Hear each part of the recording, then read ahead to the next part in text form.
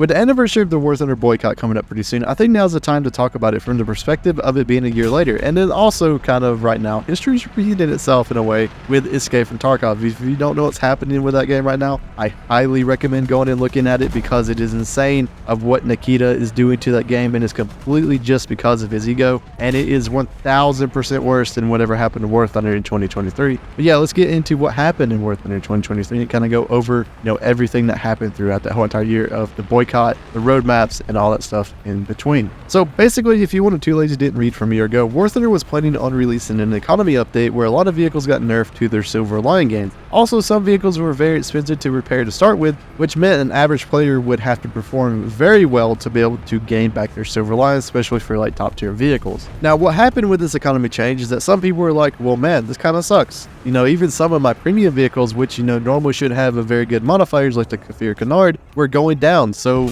there were Reddit posts, there were forum posts, and generally people were just not happy with the upcoming economy changes. So Gaijin decided to postpone them on the reasoning that they were poorly explained and not transparent enough whenever it came to those changes. Which, I mean, fair enough. If they're not sure on where to go next, the best solution is to wait and rethink the changes. But oh no, something was brewing heavier than that, and that was a Steam review bomb. So I'll still stand on what I said within the initial video of this coming out in 2023, which is that destructively trying to incite change does more harm than good. While yes, the community backlash induced faster change, what it also did is make people rethink should they even try or play War Thunder, and we'll talk about it later in this video. But the average gamer would not be in tune to what is happening within War Thunder. They don't really care about repair costs, they don't really care about the economy of the game. They just want to know, is it a good game? And even when I am viewing games to pick up, especially on Steam, I will sometimes just go look at the recent reviews or go look at the reviews just in general on Steam and be like, wow, maybe I shouldn't play this game, or maybe I should skip this game just because the reviews are bad. Sometimes I do go look at the comments of the game to see if the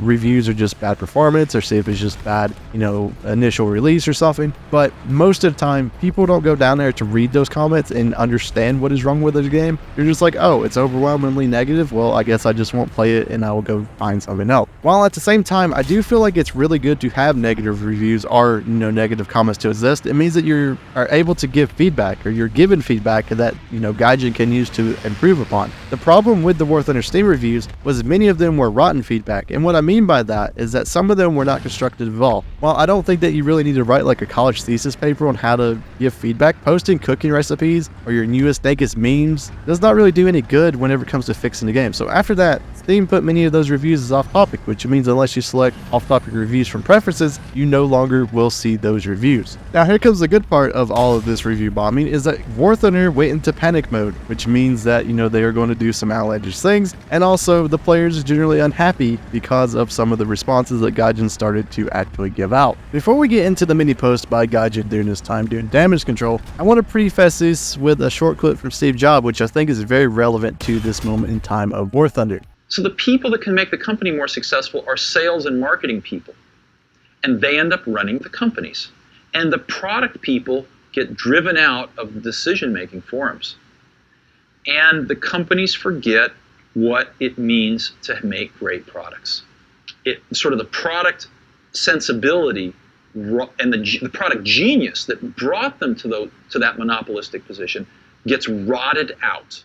Now, after watching that, you may be confused or you may be totally understanding of what he is saying, but to explain it a little bit better is once you have a good product, in our case War Thunder, the goal of the company is now to increase profits or figure out how to keep the game growing. Developers really are kind of done at their job at that point. I mean, they still have to figure out what to do during new updates, but the people running the company are mainly the marketing team. They choose what vehicles will be popular for events and updates. They also figure out what is the next gaming trend to make more money for the company, and they also probably control the in-game economy of War Thunder. So when you think about it, the marketing team is the people who call the shots of the game, and in pretty much any game and any company in general that try to make money. So with that fresh off the brain, let's remember the wonderful post from Gaijin. See if you can notice whenever they start to finally read the room, and we're finally like, okay, we need to chill. So the first one is a very basic one where they decided to postpone the economy changes which were currently coming to the game. They also wanted some feedback from it and also using PR buzzwords like they needed to be more transparent and that they poorly explained the changes. The problem with this one is that most people can read, or I assume most people can read. So it really wasn't a fact of people didn't understand these economy changes.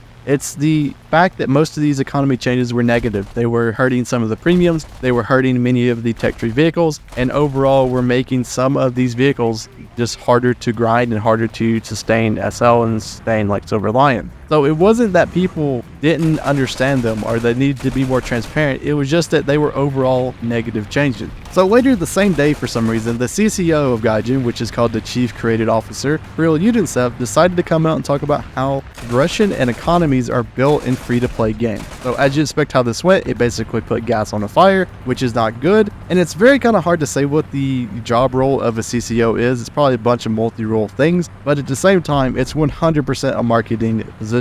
So most likely Kirill was coming at this as, people need to understand how marketing, at least whenever it comes to, free-to-play games, should work, which, as you know, really doesn't go that well. It basically just put a bunch of fuel on a fire that was already brewing. So there was many things that were talked about by Kirill, mainly that they did not want to give vehicles too quickly because it would overwhelm players, but I guess they're fine if you swipe the credit card.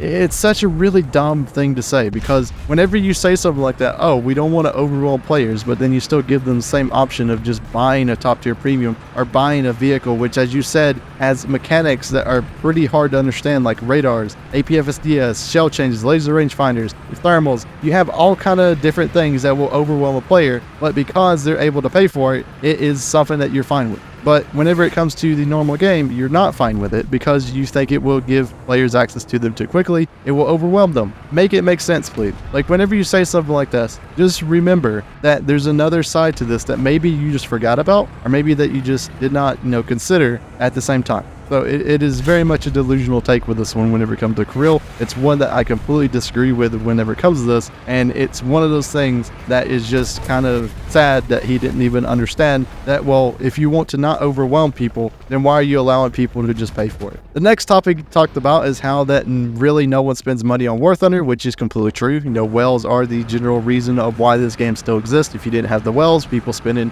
thousands and thousands of dollars on the game, most of the time, the game wouldn't exist. This pretty much just goes for all free-to-play games. The majority of the people who play the game never spend a penny on the game, which means that, the game itself has to get its money from somewhere else, which most of the time it's from people who don't mind spending thousands of dollars on the game. It's pretty much a general, practice whenever it comes to free-to-play games, and as we already know, this is kind of just how it goes. And then he talked about the review bombing, which honestly I kind of agree with him on, which is that you're destructively trying to incite change does more harm than good to the game. At the end of the day, if the game dies, no one wins. You don't get a game to play, and Gaijin doesn't get any money. So what he meant by this is that, like, free-to-play games, they survive on the fact that they have to be proactive in their player acquisition, which is why whenever you just scour YouTube or you scour different places, you see a ton of War Thunder ads, whether it be through, YouTube itself, you see them through panels where they're directly sponsoring people. It is one thing that for free-to-play games you have to keep on top of, because if you don't, and you're not replacing players that are normally just leaving the game, like let's just say there's someone that plays War Thunder for like 20 hours, they're kind of like, yeah, I'm just kind of done with the game, and they leave naturally. If you don't replace that person,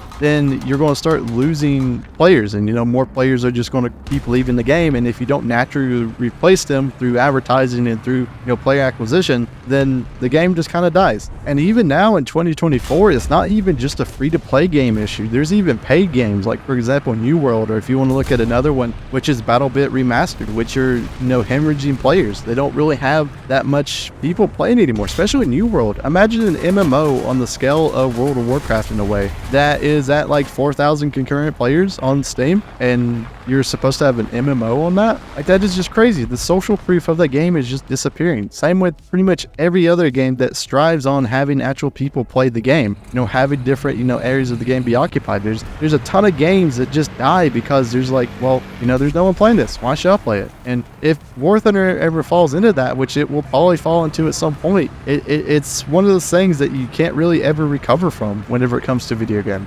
It's very hard to actually do. Like, there's very few games that I would say is ever went from, doing pretty well to doing very bad and then going back up to doing pretty well. It is definitely one of the hardest things to do. And that's why you always, as a video game, developer, especially for a, massive multiplayer game, you have to be proactive in getting new players. And then whenever a new player, their first experience for War Thunder, most likely will be looking at the Steam page and they're seeing that it's got negative reviews, they might not even try to download it. And it's a free-to-play game. There's pretty much no barrier to entry for this game at all, except for maybe if you don't have a really good internet connection or that your PC's a complete toaster. So it is definitely something that has to be noted, that there is going to be natural people that leave the game, and there needs to be natural growth for the game as well. And I really shouldn't say natural growth, but there should be, player acquisition. Gaijin should be striving to get as many players as possible to the game to make sure that it lasts as long as it possibly can. Also, before we go on to the rest of this video, there's one thing that I want to add to this, and this is directly pointed towards Gaijin here. Please, for the love of God,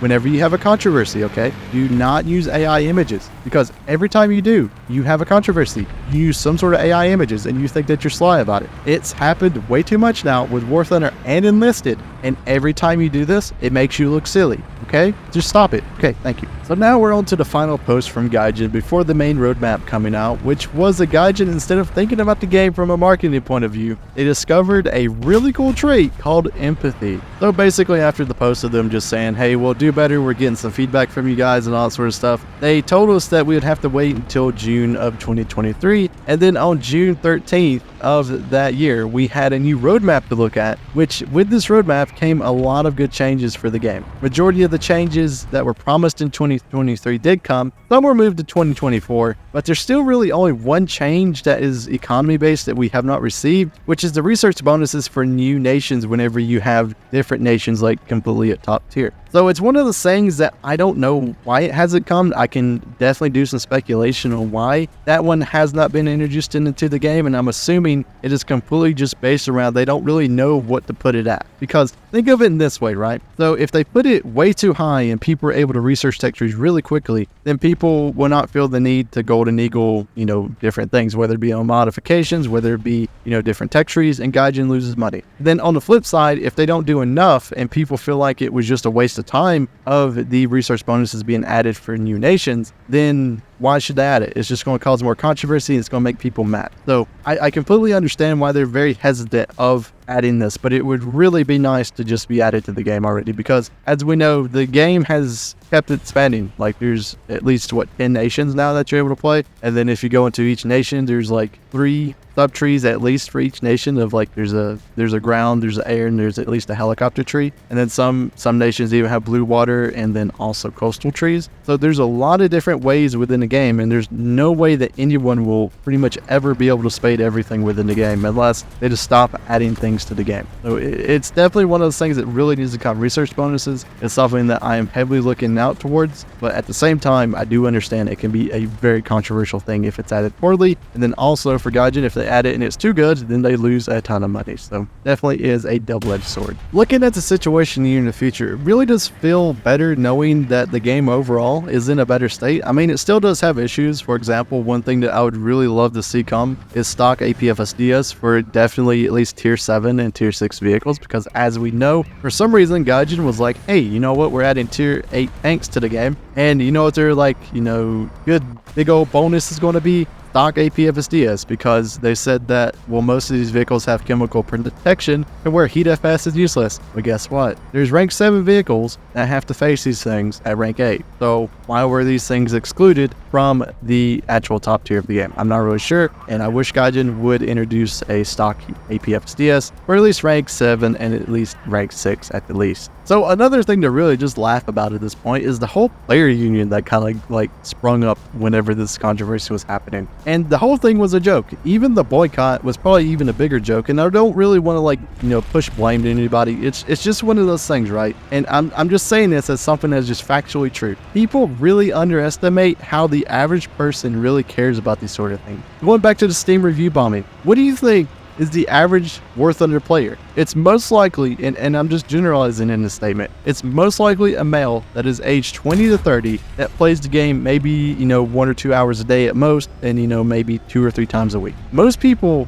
are not up to the news or up to date with the news of War Thunder, and they're also not really going to be caring much at all whenever it comes to the drama of the game. They are just here to play a video game. They are here to have their 30 seconds of fun, as some game developers have called it, within the game. They come home, they open up Steam, they click play the game, and they play it for like 1 or 2 hours, or they open up PS5 and they just play the game. Most people, and I'm saying this as a big generalization here, people really do not care about the micro aspects of the game. So with the millions of people who play War Thunder, one day of not playing the game on May 26th will probably do absolutely nothing. And guess what? After May 26th, it did absolutely nothing. Even some of the moderators within this like player union Discord that they created were played War Thunder on May 26th, which was supposed to be the day that they boycotted. Like, come on now. You have your own like agenda and you don't even want to follow it. But yeah, I mean, I digress with that. It's just, you know, its own player thing. But one day of not playing the game is absolutely going to do nothing. You know, I did see that the boycott failed, right? At the same time, I did see people claiming that Gaijin was boosting numbers for some reason, or that the actual boycott was working because they just realized that during the March to like June period of War Thunder, automatically is just one of those times whenever the game starts to see a seasonal decrease in player count anyways. Because guess what? People have exams. People are going on, you know, spring break vacations. They're starting to, you know, realize that the weather is pretty good to get out and actually do stuff. So people normally during this time of year start to not play video games and start to go do other things. It just happened. But for some reason, people thought the boycott was doing this. But even if you go look at Steam charts, every single year that we have like actual, you know, big data on, we can see that there's a decrease. So, and then it goes up whenever the June update comes. So after that, the boycott really didn't work. The War Thunder player union basically just imploded on itself. You had people who just gave up on it. You had people who were then throwing blame to other areas, and then they just couldn't really agree on anything. And once again, that's another issue with like the whole player union. They really couldn't agree on anything, so nothing really substantial happened within that whole group. You had the whole deleting of the Discord. You had a whole new Discord come up, and then even today, it's still kind of there, I guess. I mean, the War Thunder Reddit, you know, or the War Thunder player union Reddit, does still exist. The only post that I really ever see on there is about some dude making a War Thunder Android app that is just War Thunder Assistant, but I don't know exactly what the point of it is. And then also just people ranting, you know, kind of, it's basically the place whenever you're either, you know, banned or timed out from the actual War Thunder Reddit, or you have a controversial take that would just get completely downvoted and people don't really care. You go over to the War Thunder Player Union subreddit and you just post whatever your rant is. Whether it be Russian bias, whether it be my shell did a ghost shell, whether it be the iPhone camera picture of my monitor screen showing that I got a kill, or I got a God mode medal. It's very low effort content, and honestly, it's just kind of funny just going over there once in a while, just seeing what people are just kind of ranting about. But yeah, overall, the boycott failed, the union failed, and it's a shell of its current self back in, you know, 2023 than it is today. So overall, it was a very long year for 2023 of War Thunder. It was a very interesting time. I definitely do have to say there was different things that I was going to think would happen whenever it came to that, and you know, luckily enough, we're in a pretty good position. Like I said, there's still issues within the game. I don't think there's ever going to be a point in War Thunder's history of just where there's completely nothing that's, you know, of issue. But definitely, I feel like the game's in a really good place. You know, in 2024, we still have a roadmap that they're going to be going after. You know, one of my favorite things that's going to be coming up is the wonderful, you know, separate VRs for ground, you know, realistic, or well, at least for ground and aircraft. It's going to be a really good change. And overall, looking at the different things, and I'll put some of the actual links in the description if you want to go see them and kind of see what was happening there this time. But the reason this whole video is being made is because of just what has happened with Tarkov. If you want to know what happens, I know most of you've clicked off by now if you're in this part of the video, but you know, I digress with that. I'm just going to talk about it anyway. If you want to know what happened with Tarkov, they have this edition called Edge of Darkness. It's been available since like 2016. I do believe in like a pre-order. It is recently went off sale to where you no longer can get it, but there's one key thing that it said is that you would get all substantial DLCs within, you know, that edition. So you pay once, you cry once, basically was what it meant. But they decided to introduce another edition called the Unheard of Edition, added some pay-to-win elements to it, and then also decided to say, hey, we're going to charge for, you know, PvE content. And guess what? That's in most people's, idea of a DLC, and it did not come for the Edge of Darkness. But it seems like now that they're going to be introducing it in waves, and they're going to be doing different things. And honestly, I'm just very concerned of where that game's going to be, because the difference between Escape from Tarkov and War Thunder is that people put money into this game. They were forced to put money into this game. And if you piss off the people who already put money into your game, it is definitely one of those things that is going to be a very huge issue. And a lot of people are, voicing their opinions on it. And another big question about it is games that are supposed to be, here for a very long time, which Tarkov has, 15, 16, 17 is whenever they were starting on it. Is it viable to just make people pay once, or is it better to just go on like the free-to-play model and make people pay more over time? Definitely we'll have to see. It seems like they are, definitely in the need for money if they want to put up a $250 edition. But yeah, that is the reason this whole video is being made. I 100% think the Tarkov situation is way worse than the War Thunder one back in 2023. It is one that I don't feel like is going to get resolved very quickly. And then also, you pissed off people who paid for your game. So I hope everyone has a wonderful day, and we will see you guys in the next War Thunder video.